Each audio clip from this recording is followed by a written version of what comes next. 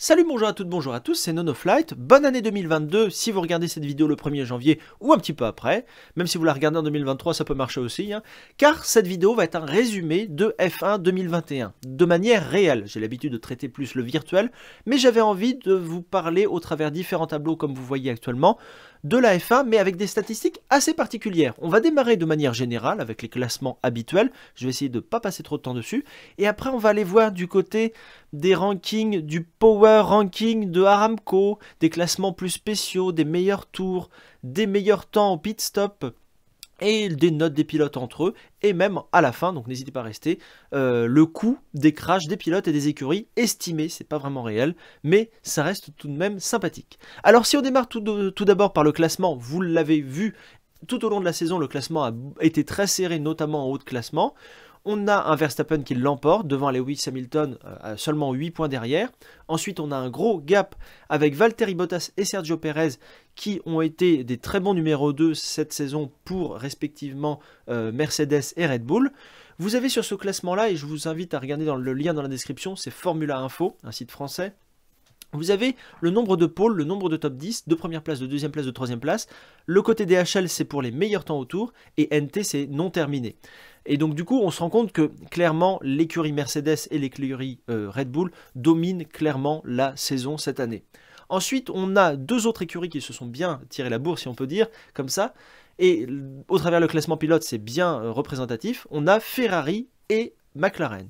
Alors Carlos Sainz emporte la 5e place, car la bataille pour la 5e place entre Sainz, Norris et Leclerc était très serrée, mais bien au dernier Grand Prix, Carlos Sainz a réussi à passer 5e, devant Lando Norris et Charles Leclerc qui ne déméritent pas. Je pense que je n'aurais pas mis ma pièce sur Carlos Sainz et j'aurais plutôt mis ma pièce sur Charles Leclerc au niveau Ferrari, mais comme quoi, avec seulement, on a que à peine 5 points, on a 5 points d'écart, 5,5 points d'écart entre les deux, c'est vraiment un classement assez serré. À la 8e place, on a un Daniel Ricciardo sur McLaren, qui a peut-être pas su s'adapter, mais qui quand même fait une belle performance. Un Pierre Gasly en 9e place avec l'AlphaTauri, qui performe vraiment très bien. À la 10e et 11e, on retrouve les Alpines, qui ont été régulières à peu près tout au long de la saison, avec notamment une victoire aussi, c'est exceptionnel. On a ensuite les Aston Martin, 12e et 13e, qui ont été relativement décevantes cette année. Va falloir se ressaisir en 2022 avec les nouvelles monoplaces. On a un Yuki Tsunoda 14e qui est un peu décevant quand même sur AlphaTauri cette année. On a des Williams en 15e et 17e qui ont vraiment bien performé cette année. Des Alfa Romeo en 16e et 18e place qui ont peut-être été en dessous de leur performance. On aurait bien aimé les voir pas avant-dernier, mais en TP-nultième, ça aurait été correct. Ensuite, on a malheureusement Michael Schumacher, Kubica qui a fait quelques courses et Nikita Mazepin avec les Haas qui n'ont pas marqué de points cette année, pas de top 10 cette année pour Haas. Il va falloir absolument se ressaisir en 2022. J'espère qu'ils ont mis de l'argent de côté pour la saison 2022. Si on regarde maintenant au classement constructeur, donc là on retrouve les 10 constructeurs, on retrouve Mercedes avec 613,5 points, c'est une très belle performance du constructeur allemand. On a ensuite Red Bull qui se retrouve deuxième, qui a été vraiment pas loin derrière, avec un Verstappen bon, mais un Perez qui cette fois-ci a marqué des points pour l'écurie, et c'était très joli. Ensuite, la bataille pour la 3e place du coup a été gagnée par Ferrari, et de loin presque j'ai envie de dire, puisque McLaren vers la fin de saison s'était un petit peu endormi, n'avait peut-être plus de moyens d'évoluer, et donc du coup termine à seulement 275 points, et donc Ferrari rentre sur le podium, malgré qu'il n'ait pas de gagné de course cette année, 0 victoire, ils finissent quand même 3e, donc une bonne régularité, une belle remontada pour Ferrari. McLaren 4e, on vient de le dire. Alpine, AlphaTauri, le fameux combat pour la 5e place, Alpine l'emporte avec un peu plus de 10 points d'avance, avec 155 points, tandis qu'AlphaTauri est à 142 points. C'était un beau combat, j'aurais peut-être attendu plus d'Alpine, de la part d'Alpine, puisque je suis plus fan d'Alpine, vous le connaissez maintenant, mais AlphaTauri s'est bien battu, notamment par Pierre Gasly qui tenait les 3/4 de l'écurie sur ses épaules, même un peu plus. Aston Martin, la grosse déception de cette année, une écurie qui a changé de nom, Force India, qui est devenue Aston Martin, un Sébastien Vettel régulier, un Lance Stroll régulier aussi, mais dans la médiocrité, j'ai envie de dire.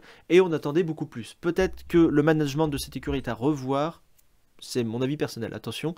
Et j'en attends beaucoup plus en 2022, et j'attends à ce qu'ils se bagarrent pour la 5e place notamment.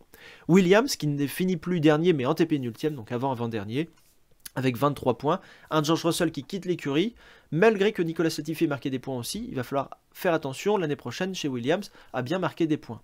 Du côté Alfa Romeo, c'est décevant, avant-dernier, 9ème, 13 points seulement, avec un Kimi Räikkönen et un Giovinazzi qui s'en vont de l'écurie.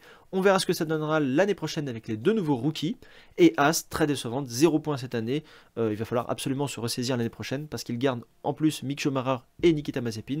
Donc ils vont connaître la voiture, malgré que la voiture change, mais ils vont avoir quand même une expérience de travail en équipe pour l'année prochaine. Alors maintenant qu'on a vu les 2 classements de manière générale, les classements les plus connus, on peut aller voir du côté d'autres classements. Alors j'hésite à vous mettre, je ne sais pas quel classement en premier, et un classement qui moi me fait plaisir personnellement, c'est le classement Driver of the Day. Alors vous avez l'image actuellement qui était présentée sur les comptes Instagram, Facebook, TikTok de le compte officiel Formula One. Et donc on se rend compte que les Driver of the Day, ce sont les votes des téléspectateurs. J'ai vu qu'on d'ailleurs on pouvait mettre des bots pour voter, donc c'est quand même représentatif, mais pas trop, mais quand même un petit peu. Et on se rend compte que Sergio Pérez a eu 4 fois ce titre de driver, donc pilote du jour, tandis que Verstappen 3 fois et Lando Norris 3 fois. Donc on a notre podium avec notre top 3. Pérez qui a fait un énorme travail, je trouve que c'est mérité. Un Verstappen qui a su se battre et c'est mérité aussi. Un Lando Norris plus effacé, mais en début de saison a été très bon, donc du coup c'est mérité également, hein, ils méritent tous hein, de toute façon. Et après on se retrouve avec un quatuor, avec Lewis Hamilton 2 fois, Alonso 2 fois, Vettel 2 fois et Charles Leclerc 2 fois. Alors ça me fait vraiment très plaisir, surtout pour Alonso et Vettel, mais également pour Hamilton qui avait besoin de soutien, et Charles Leclerc qui le mérite aussi, car il était très bon. Après on a un titre Driver of the Day pour Carlos Sainz, Ricciardo et Kimi Räikkönen. C'est mérité également, évidemment tous les pilotes méritent car à leur façon ils ont quand même participé au spectacle on va dire, et franchement quand ils ont reçu leur Driver of the Day, leur pilote du jour, c'est vraiment qu'ils avaient fait une très belle performance le jour de la course. Carlos Sainz aurait pu en avoir plus, Ricciardo c'est mérité, Räikkönen du coup l'a eu au dernier jour, mais bon c'est pour plus le féliciter de toute sa carrière, et je trouve que ce classement est relativement sympathique à regarder. Une autre image avec celle-ci.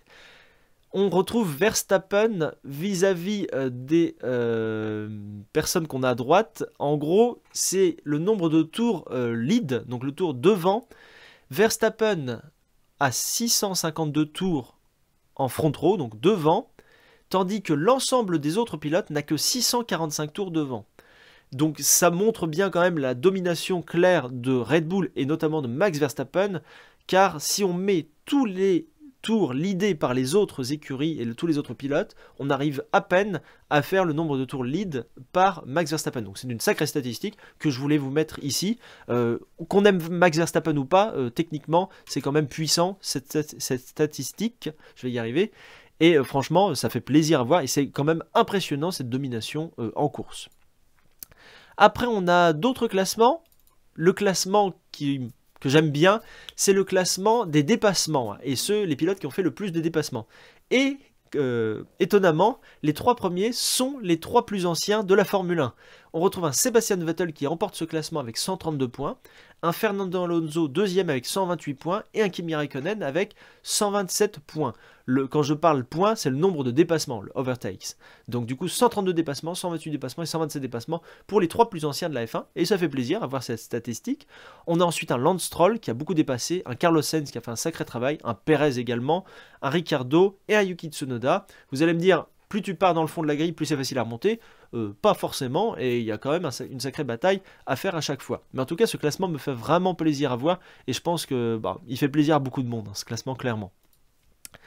Ensuite, je voulais vous montrer le classement des pits, donc le classement des meilleurs arrêts au stand. Et en fait, tout au long de la saison, on a un classement qui se crée. Et on a, comme pour les premières, deuxième, troisième places, on a des points qui sont attribués. Et on se rend compte que Red Bull se retrouve première de ce classement avec 569 points. L'équipe Red Bull, les techniciens, les ingénieurs Red Bull, au niveau du changement du temps au stand, en gros, plus vous avez un temps faible, plus vous marquez de points. On voyait bien que Red Bull était clairement au top cette année. On retrouve Mercedes en deuxième place et Ferrari en troisième place. Comme le classement général, c'est assez spécial de voir ce classement. Et on voit bien que les écuries sont bien séparées, et notamment Red Bull largement devant. A noter la 4e place de Williams qui a vraiment des mécanos très très performants et qui arrive à se hisser à la 4e place. Ensuite on retrouve Aston Martin, Alfa Romeo, Alpine, McLaren, AlphaTauri et Haas. Malheureusement Haas marque un point quand même dans ce classement-là, mais vraiment, l'écurie As dans son ensemble n'est pas vraiment performante cette année, et c'est ce qu'on en retire de ce classement-là. Pour les autres, ça reste discutable, et on voit bien qu'à quelques points près, à passer entre la 5e et on va dire la 8e place, même s'il y a un petit écart, on retrouve des performances relativement égales. Attention AlphaTauri, peut-être les ingénieurs pourraient faire des échanges avec Red Bull, mais je ne sais pas s'ils ont envie de changer vraiment. Mais en tout cas, ce classement nous montre que c'est sympa. Et donc du coup, si on regarde une autre image, on voit l'arrêt le plus rapide a été fait par Red Bull avec 1,88 secondes. Et on se rend compte que tous les classements des premiers jusqu'au 8e, c'est Red Bull qui les a réalisés. Et on a un 2,08 secondes d'Aston Martin, et même le 10e temps est fait par Red Bull. Donc dans les 10 premiers, dans les 10 plus courts arrêts, c'est du Red Bull. Donc c'est vraiment très impressionnant pour ces arrêts. Après du coup, une statistique qu'on a plus ou moins vue tout à l'heure, c'est le nombre de meilleurs temps, et donc le DHL Fastest Lap Award. Et à ce classement-là, on a un Lewis Hamilton qui a 6 Fastest Lap. Et donc du coup, c'est relativement impressionnant, tout comme Verstappen qui en a 6 également. Vraiment, cette année, Verstappen et Lewis Hamilton ont été vraiment serrés au coude à coude, donc c'est vraiment très très impressionnant d'avoir ces deux classements, c'est vraiment incroyable. Ensuite, on a Valtteri Bottas qui a beaucoup œuvré pour ramener des points, notamment à l'écurie Mercedes, vraiment pour les classer au-dessus de Red Bull, et donc 4 meilleurs temps pour Bottas. Perez n'est pas en reste car il fait aussi 2 meilleurs temps pour Red Bull. Ensuite, on a Pierre Gasly qui en a 1, Ricciardo et Lando Norris qui en ont tous 1, donc vraiment une belle performance et un beau classement à regarder. Je rappelle que ce classement du meilleur temps au tour rapporte 1 point chaque fois que vous en faites un et que vous êtes dans les 10 premiers. Donc c'est pour ça que les points ne sont pas vraiment corrélés, car des moments, notamment entre Red Bull et Mercedes, on disait même à faire un arrêt en plus pour retirer le meilleur temps à l'écurie adverse. Donc c'est vraiment toute une stratégie derrière, mais cette stratégie a retiré des points, notamment à Red Bull et à Mercedes. Donc du coup on retrouve à égalité sur ce classement-là. Ensuite, on peut voir un classement qui me tient pas trop à cœur, mais je voulais quand même vous le montrer. C'est les fameux Aramco Power Ranking. Alors, il y a eu 2 Power Rankings qui ont été faits, un par les fans et un par un panel de personnes qui sont derrière. Et en gros, c'est la capacité du pilote à revenir devant et en gros, c'est la combativité du pilote. Certains donneront d'autres explications, mais c'est vraiment ce que j'en tire. C'est une note qui est attribuée sur 10 et on additionne cette note à chaque course. Et donc du coup, ça donne ce classement-là. Avec Verstappen et Hamilton devant, Norris, Leclerc, Gasly, Sainz, Alonso, Russell, Ocon et Perez. Ça ne dépend pas vraiment de la monoplace, mais ça dépend plus de la combativité du pilote. Donc ce classement fait par des personnes est correct. Et on a le classement fait par les fans. J'ai jamais vu trop où on pouvait voter pour ce classement, mais en gros, on retrouve aux 2 premières places un Verstappen et un Hamilton, ce qui est normal. Un Carlos Sainz mis un peu plus en avant, ce que je trouve normal également. Un Pierre Gasly aussi, malgré ses erreurs en course, il le mérite. Norris et Perez ont respectivement la 5e et 6e place, c'est bien aussi. On retrouve Alonso, qui lui avait aussi la 7e place. On a un George Russell, qui le mérite également, malgré sa monoplace assez faible. Un Charles Leclerc et un Esteban Ocon. Ce classement, franchement, je pense que c'est le plus critiquable de tous les classements que vous allez voir dans cette vidéo. Et il est à prendre avec des pincettes, mais il est bien aussi de le voir quand même. On a aussi un autre classement où les pilotes se sont attribués des notes entre eux. Et on a un top 10 qui se dégage. Et c'est assez bien de voir ce classement. En gros, c'est pas l'estime, mais c'est le top 10 Driver of the Year. C'est les notes que des pilotes donnent aux autres pilotes. Et on voit bien que Verstappen est numéro 1, Lewis Hamilton 2e. Lando Norris est visiblement très apprécié pour ses qualités de pilote. On a un Carlos Sainz et un Charles Leclerc pour Ferrari. Un Fernando Alonso qui lui, je pense, a vraiment plus surpris que... Enfin, il a surpris techniquement en revenant directement chez Alpine. On a un Pierre Gasly, un George Russell, un Esteban Ocon et un Mick Schumacher qui finit quand même 10e parce que ça ne prend pas en compte vraiment la monoplace, mais ça prend en compte les qualités du pilote dans la monoplace qu'il a. Et donc je trouve ce classement plutôt correct. Je pense qu'on aurait pu mettre d'autres pilotes dans ce top 10, mais c'est bien aussi avoir ce classement. Et on finit par 3 petites slides, et notamment cette slide-là, qui montre les coûts des crashs par pilote. Alors, c'est une approximation et une estimation en fonction du nombre de crashs et de l'état général de la voiture après le crash. Et on se rend compte que Mick Schumacher a coûté le plus cher. En gros, c'est combien ils ont coûté.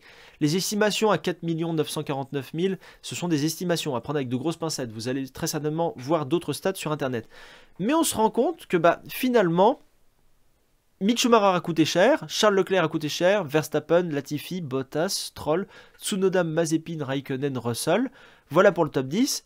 Et on se rend compte que des pilotes plus économes que d'autres, entre guillemets, ça ne prend pas en compte des pièces changées qu'on n'est pas au courant, donc du coup c'est approximatif, mais quand même, entre un 5 millions et un 450 000, on se rend compte que Alpine, du coup, avec Alonso et Ocon, coûtent les moins chers, puisqu'ils ont coûté à peine moins d'1 million chacun. Alors c'est des sommes évidemment astronomiques, mais vu le coût d'une F1, c'est logique également.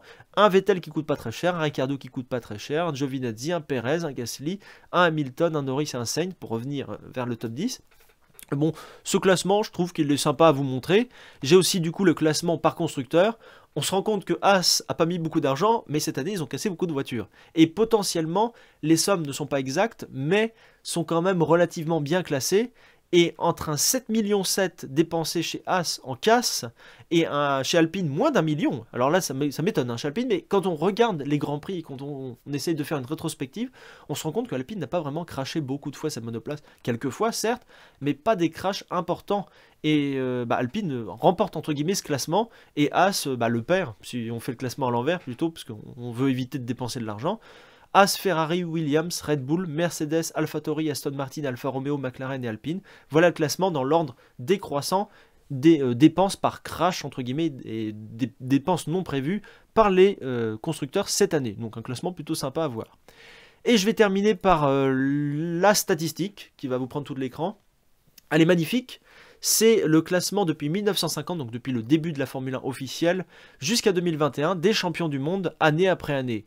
Vous retrouvez tous les noms connus, du Farina, du Fangio, du Ascari, il y a tellement de monde, du Fittipaldi, j'en saute énormément, du Prost, évidemment, en tant que français, du Mansell, du Schumacher, du Villeneuve, du Vettel, du Hamilton, du Alonso, bref, on a absolument tous les pilotes champions du monde jusqu'à Max Verstappen qui met fin à l'hégémonie Hamilton.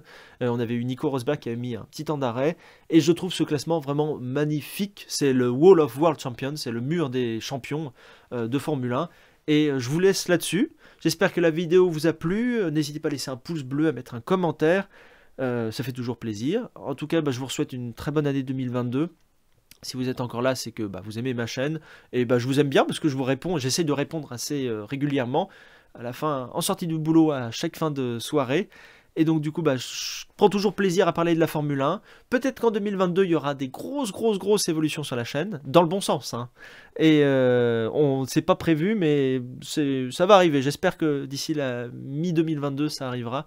Et pour vous proposer plus de contenu avec une meilleure qualité, je l'espère. Et donc du coup, on se donne rendez-vous pour les prochaines vidéos qui vont sortir sur la Formule 1 ou un autre jeu. C'était NonoFlight, salut